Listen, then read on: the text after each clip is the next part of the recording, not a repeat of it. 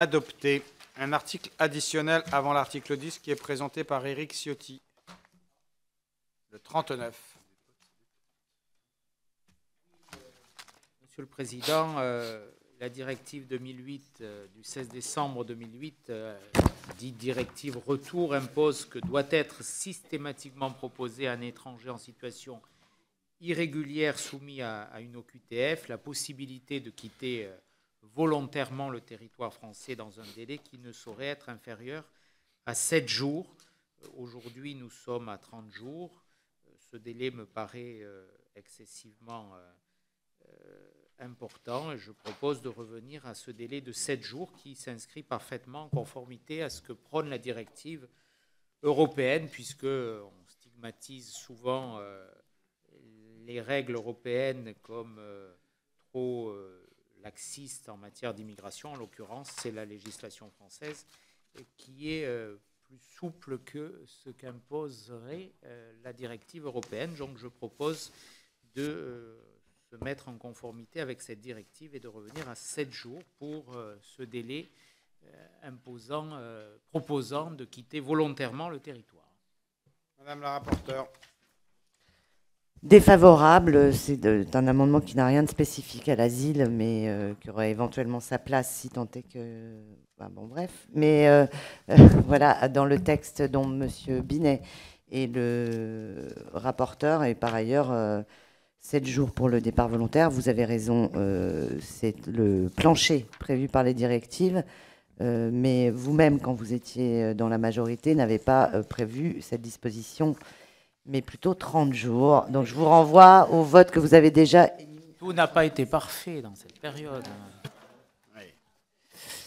Merci. Nous passons au vote sur cet amendement qu'a défendu Éric Ciotti, qui a un avis défavorable de la rapporteure, qui est pour, qui est contre, il est rejeté. Nous arrivons à l'article 10 avec un 419 que la rapporteure peut nous présenter au nom du gouvernement.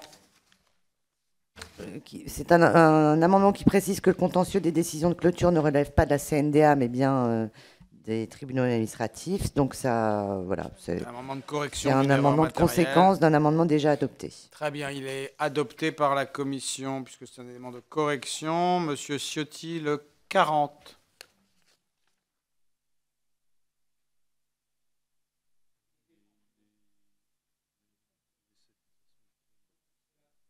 Attendez, on me dit qu'il tombe votre amendement compte tenu de l'amendement écrit par le gouvernement.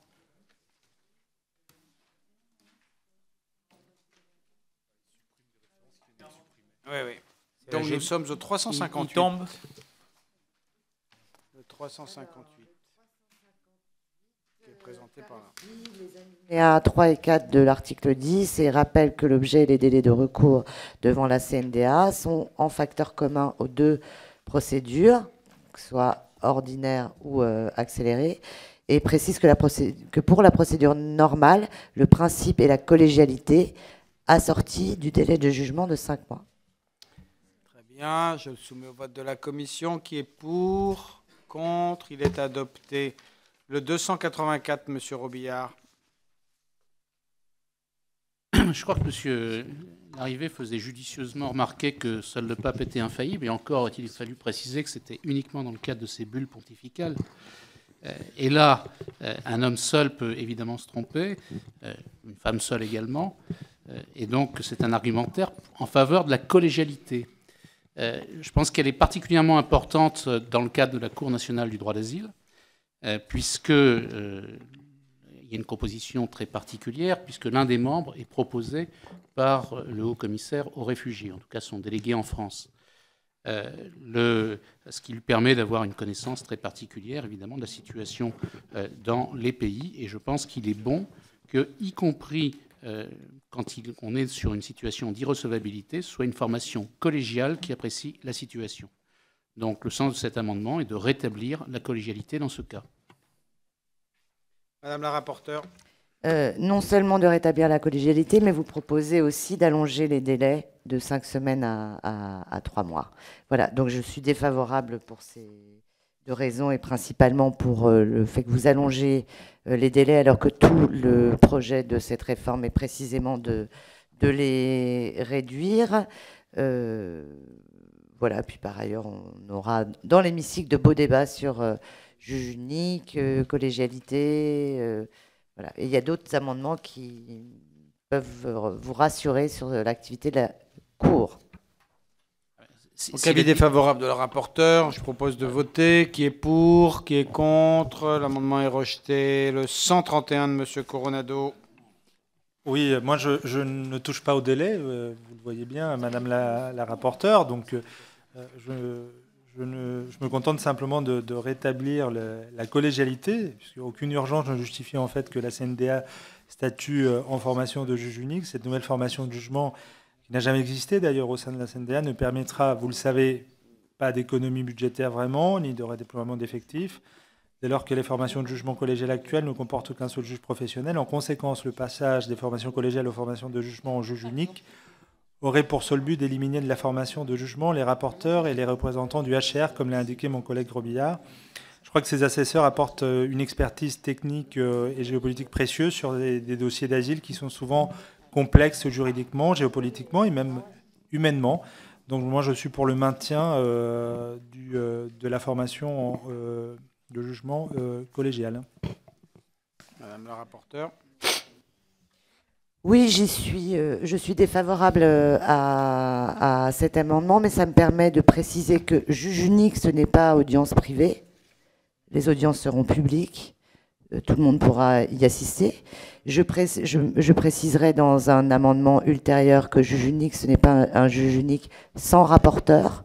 Et donc le rapporteur, si vous acceptez cet amendement, sera également de manière garantie présent à cette audience. Par ailleurs, selon les informations transmises à votre rapporteur, le juge unique sera forcément un magistrat professionnel, président de chambre, doté d'une longue expérience de magistrat, notamment de juge unique au tribunal administratif, mais pas exclusivement. Je vous propose en outre d'instaurer des critères d'expérience pour nommer le juge unique au sein de la CNDA, s'il n'est pas un magistrat permanent de la Cour, et de prévoir qu'il statue toujours après présentation du rapport par un rapporteur, ce qui n'est, dans l'état actuel du projet de loi, pas encore prévu. Parfait. Donc c'est un avis défavorable du rapporteur. Je le soumets au vote. Pour, contre, il est repoussé.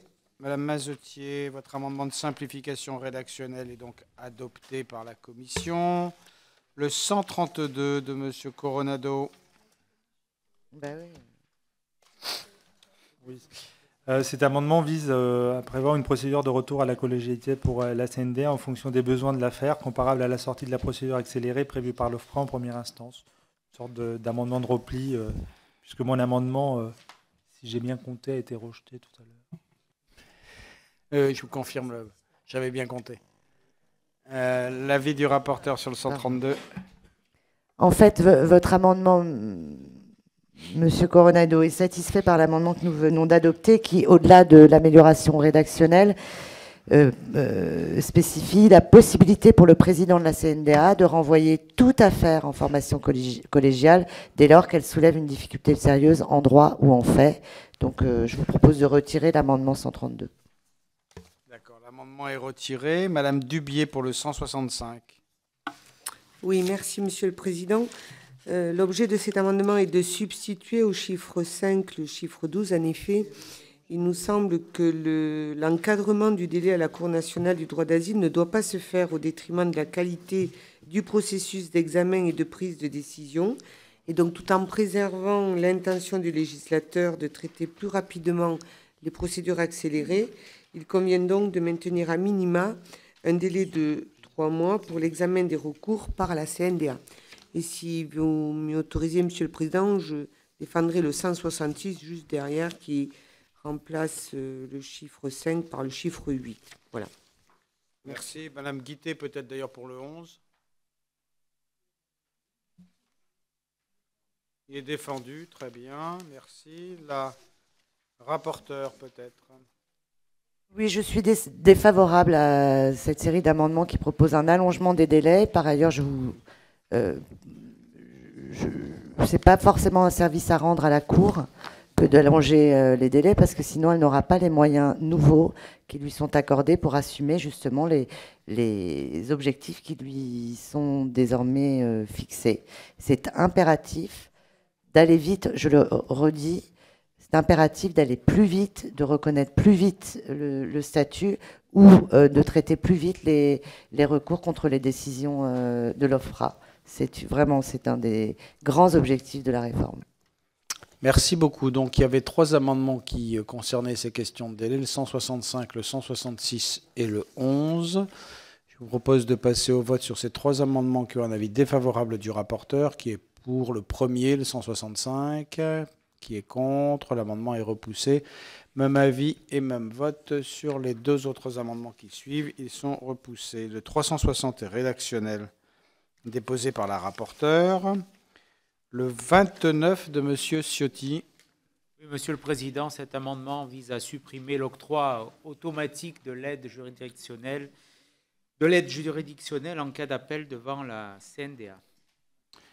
Madame la rapporteure. Je suis défavorable à cet amendement qui, en fait, ferait perdre beaucoup de temps et du coup d'argent à la puissance publique, puisque l'octroi de l'aide juridictionnelle de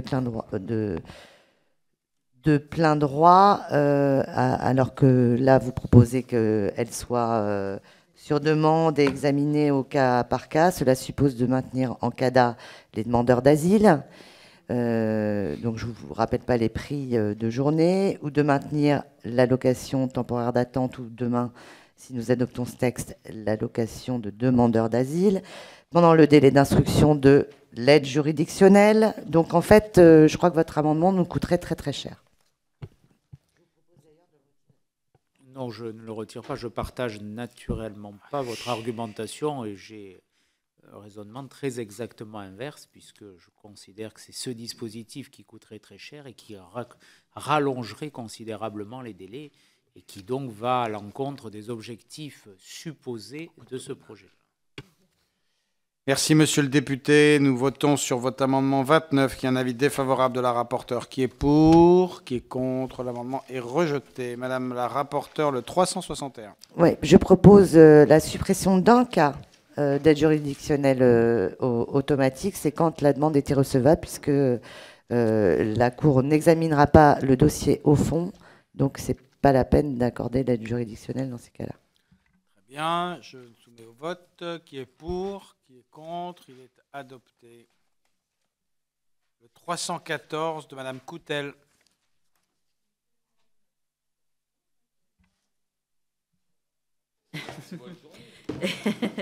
C'est la même chose que pour le rapport de l'OFPRA. C'est la demande à droit d'asile d'un rapport en données quantitatives sexuées et en action de formation, et sur les actions de formation. Mais comme le rapport existe, Monsieur le Président... Oui, je vous vois venir. Madame la rapporteure. Favorable. Favorable. Je soumets au vote de la commission. Qui est pour? Qui est contre? L'amendement est adopté. Un amendement rédactionnel de la rapporteure en 362 qui est adopté. Madame Guittet, le 12.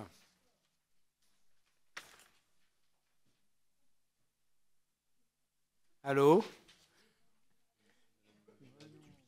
Il est défendu. Merci. Madame Dubié, le 167.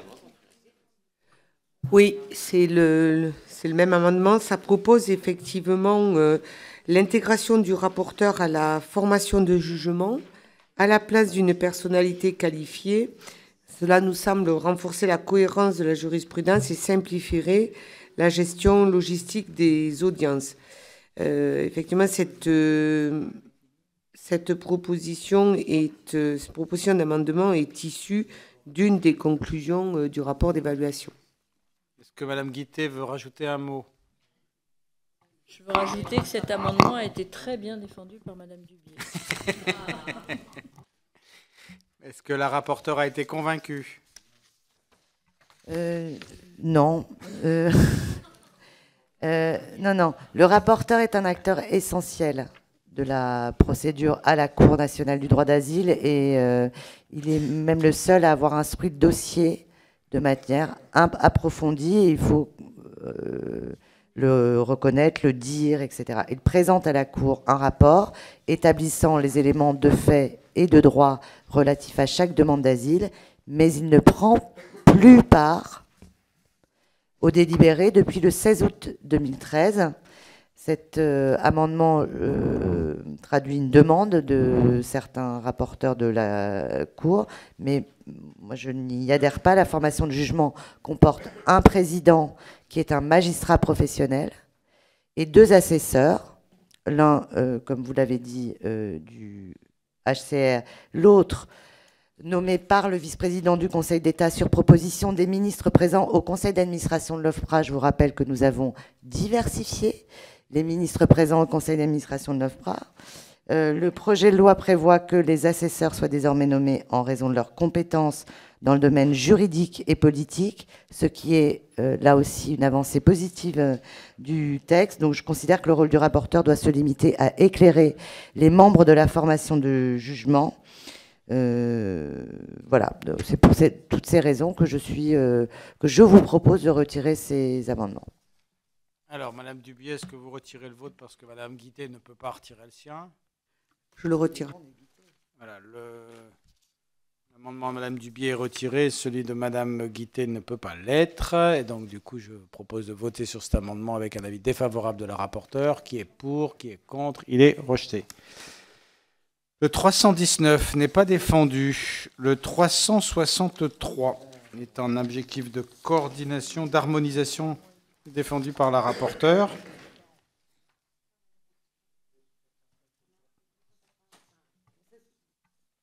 Pardon, l'un des objectifs, c'est de s'assurer de la réforme, c'est de s'assurer de la cohérence et de l'harmonisation des décisions de la Cour. Donc les juges vacataires devront, en tout cas c'est ce que je propose à travers cet amendement, être présents au moins à 12 journées d'audience par an, soit une fois par mois en moyenne. Ça garantit une forme d'expérience. Merci. Pas d'observation. Je le soumets au vote. Qui est pour? Qui est contre? Il est adopté. Le 364 est un amendement rédactionnel de la rapporteure. Monsieur Robillard, le 285. Il s'agit qu'à tout moment, le président ou son délégataire qui statue à juge unique puisse décider d'envoyer l'affaire en collégial. Madame la rapporteure. Je vous propose le retrait parce qu'il me semble que votre préoccupation est, en partie en tout cas, largement satisfaite par un amendement que nous avons adopté précédemment. C'est quel Un amendement qui prévoit que la Cour, en cas de problème sérieux, peut renvoyer en collégial. Donc je retire mon amendement. Merci, Madame Mazetier. Vous présentez le 365.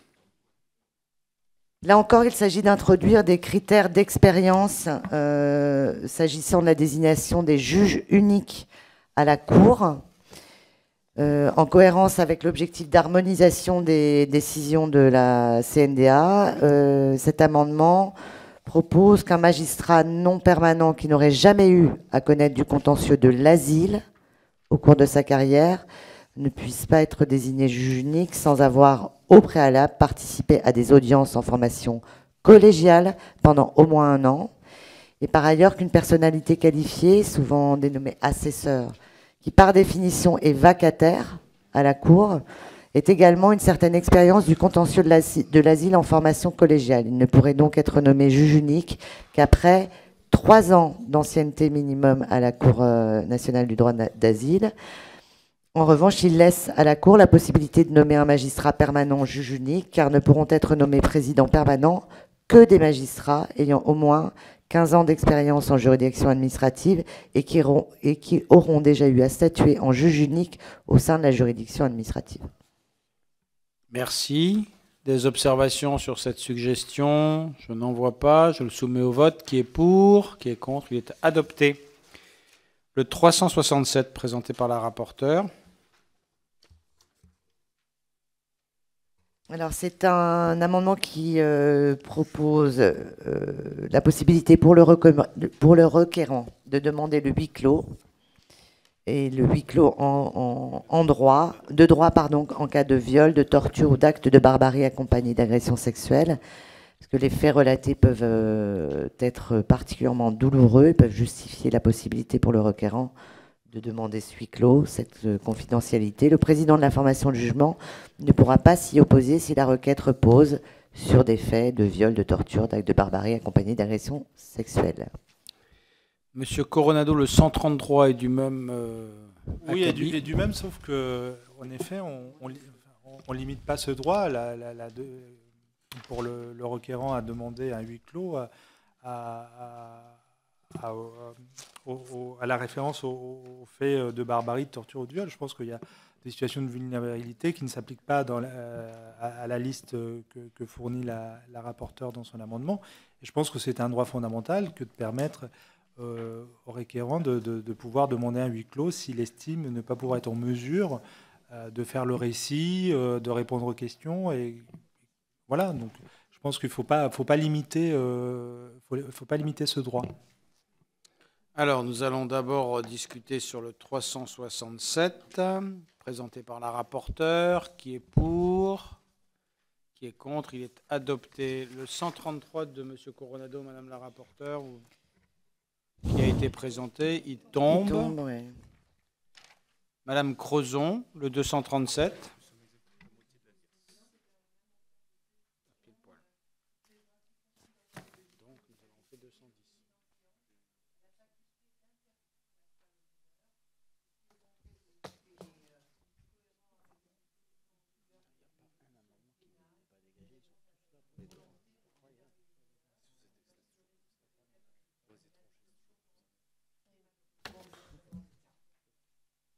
Madame Coutel.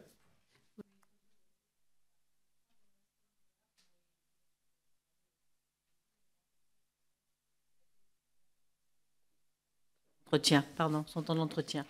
Et l'OFPRA s'est fait l'écho de l'absence de structure d'accueil. Il y a une salle publique, il y a un vague lieu de jeu. D'abord, des familles ne souhaitent pas les mettre avec... il y a beaucoup de monde dans cette salle, ils ne sont pas surveillés, pas gardés. Et il y a le même problème à la CNDA, avec des récits qui sont parfois parfaitement insupportables pour les enfants. Il y a eu des témoignages qui ont été donnés où les enfants... 7-8 ans, disent à un moment, moi je ne peux plus entendre ce qu'on fait entendre. Le jour où j'y étais, j'ai vu le cas où une femme était interviewée, son mari était passé à l'entretien, son mari était gardé le bébé, ils sont venus l'un après l'autre, donc là, les conjoints gardaient alternativement le bébé, mais ça pose un vrai problème d'accueil. J'ai vu une main se lever, mais je n'ai pas retenu. Qui vous souhaitait intervenir? Personne. Monsieur Coronado, pardon. C'est une remarque, en fait. Je ne voudrais pas être procédurier, mais l'amendement que j'avais déposé était plus large que celui de Madame la rapporteure. Donc, je pense qu'il aurait dû être soumis au vote préalablement. Voilà. Ça nécessite une suspension de séance.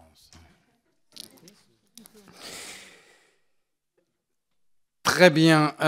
Madame Crozon, le 237. Vous venez de le présenter. Je viens de le présenter. Très bien. Et Madame la rapporteure a donné son avis? Très favorable. Très favorable. Nous sommes mardi soir, il est 23h43 et nous venons d'étudier le 210e amendement, ce qui veut dire que nous sommes exactement à la moitié de l'alias. Voilà. Donc il y a un avis très favorable de... Oui, non, je vous le dis, nous sommes à la moitié de l'alias. Il y en avait 420, on est au 210e amendement, c'est tout. 237, Madame Crozon, un avis favorable de la rapporteure. Je soumets au vote qui est pour. L'amendement est adopté. Madame Coutel, vous avez C'est le même la amendement, parole mais pour pour le des raisons 303. de proxénétisme ou traite des êtres humains, le huis clos peut être prononcé à la demande du demandeur. Cet amendement est satisfait. Je vous propose de le retirer, Madame Coutel, par celui qu'on a adopté tout à l'heure.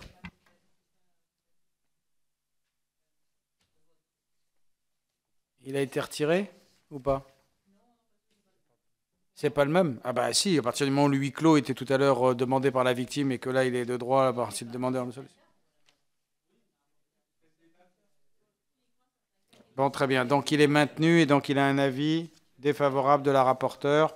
Je le soumets au vote. Qui est pour? Qui est contre? Il est rejeté. Le 238 de M. Robillard. Quoi, il y a un doute? Il est rejeté. Oui, il y avait un doute. Non, mais à 23h45, je suis compréhensif. Bon. Le 238. C'est une disposition de simplification. Moi, je propose que le huis clos soit de droit sur simple demande du demandeur d'asile, ce qui évitera d'avoir une casuistique, et ce qui me paraît d'autant plus adapté que j'entends bien que les amendements, l'amendement qui a été adopté, qui porte sur des cas de viol ou de torture, mais qui sont simplement allégués, c'est-à-dire en fait c'est la décision qui établira si les juges ont été convaincus et s'ils estiment qu'il y a satisfaction à la définition de la Convention de Genève ou aux conditions de la protection subsidiaire. Là, je crois qu'on est sur une mesure purement procédurale. Si une personne, pour bien se faire entendre, a besoin d'un peu de sérénité, et il y a aussi beaucoup de demandeurs d'asile qui ont simplement peur que des représentants de leur gouvernement soient dans la salle, ce qui le plus souvent est paranoïaque, mais ce qui n'est pas tout à fait toujours inexact.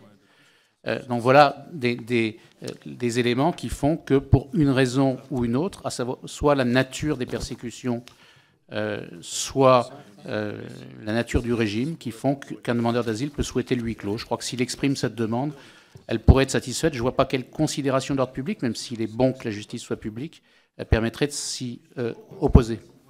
C'est un principe fondamental en matière de liberté et qui vient protéger les personnes. Mais là, c'est la personne elle-même qui renonce à cette protection. Madame la rapporteure.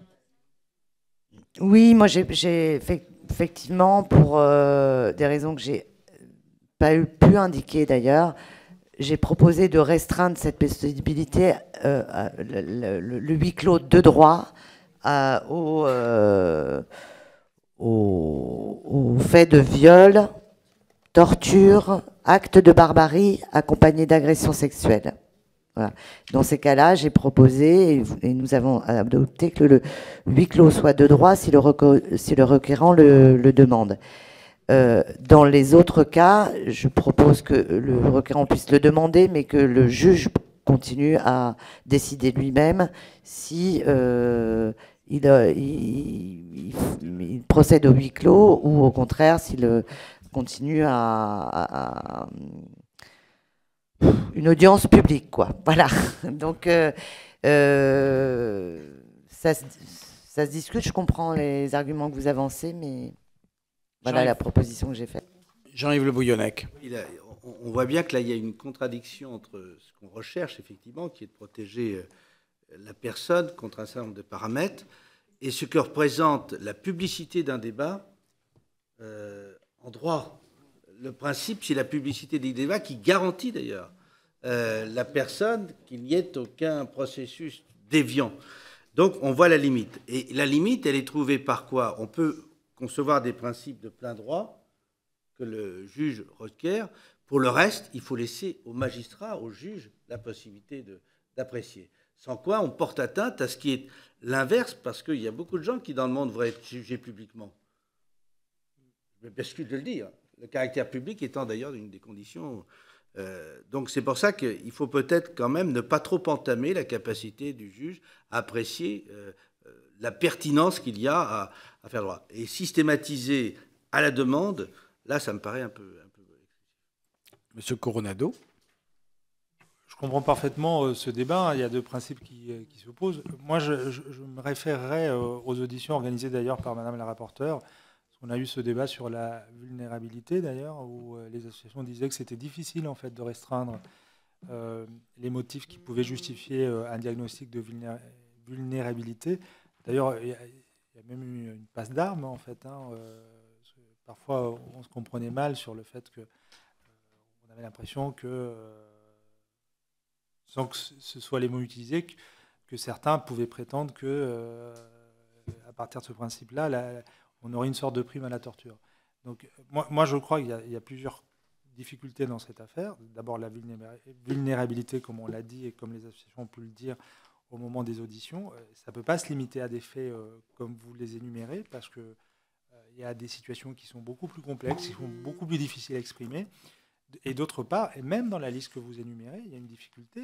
Les gens ne veulent pas ça. Peut-être assumer, dire publiquement ce dont ils ont été victimes. C'est déjà une difficulté très grande que de faire valoir ces tortures, ces violations, ces traumatismes-là, pour demander quelque chose qui pourrait leur paraître très simple, de dire « je voudrais être écouté à huis clos ». Je crois que ces deux droits fondamentaux, enfin la publicité des débats, mais cette demande d'intimité, je crois que dans ce cadre-là, on ferait peut-être bien de permettre, effectivement, sans restreindre, comme vous le faites dans votre amendement, même si c'est déjà une avancée, que le demandeur puisse bénéficier d'un huis clos s'il le demande, s'il le souhaite, s'il le juge nécessaire. Madame Coutel. Pour redire, sur la traite, on a des cas, et la CNDA nous l'a dit quand on y est allé, où ce sont les proxénètes eux-mêmes et les mafias eux-mêmes qui demandent l'asile, qui font faire demander aux prostituées l'asile, parce que c'est une manière pour eux de penser qu'elles auront des papiers. Et si le juge ne s'aperçoit pas que dans la salle, il y a leur propre proxénète, la parole est un peu difficile à libérer. Et il y a eu des cas qui nous ont été cités, parce que le juge s'était aperçu qu'il y avait des proxénètes dans la salle, il a demandé le huis clos. Mais si jamais il ne s'en aperçoit pas, on devrait laisser la possibilité à ces femmes, c'est majoritairement des femmes, de pouvoir se dire « je suis là, mais je ne suis pas libre de parler parce que j'ai derrière moi mon proxénète ». Voilà, c'était pour ça que nous avions rajouté la traite et la prostitution. Très bien. Alors, soucieux quand même de la cohérence du travail de la commission, même si l'heure est avancée, que je ne comprends que tout le monde ne soit pas totalement dans la lucidité absolue, il me paraît totalement impossible qu'on puisse adopter le 238 après avoir adopté le 367 tout à l'heure. Hein. Donc voilà. Je ne dis pas que l'une ou l'autre thèse a raison, je dis que quand on a adopté le 367, on ne peut pas adopter le 238 derrière, il faut que ça soit clair quand même. Même si le débat a progressé peut-être, et qu'il rebondira sans doute en séance.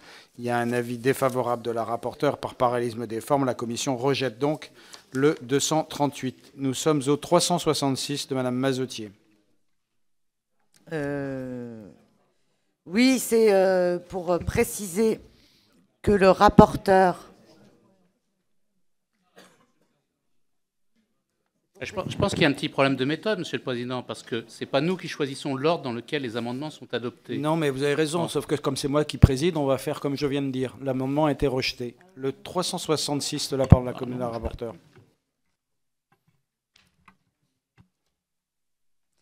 Oui, cet amendement propose que le rapporteur soit présent à l'audience, que ce soit en procédure en collégiale ou en juge unique. Merci madame. Je soumets au vote de la commission. Qui est pour, qui est contre, il est adopté. Le 368 de la rapporteure. C'est la possibilité de demander à ce que dans un couple, les affaires soient appelées séparément à l'audience à la demande de l'un des membres du couple. Pas d'observation. L'amendement est adopté par la commission des lois. Le 286 de monsieur Robigard.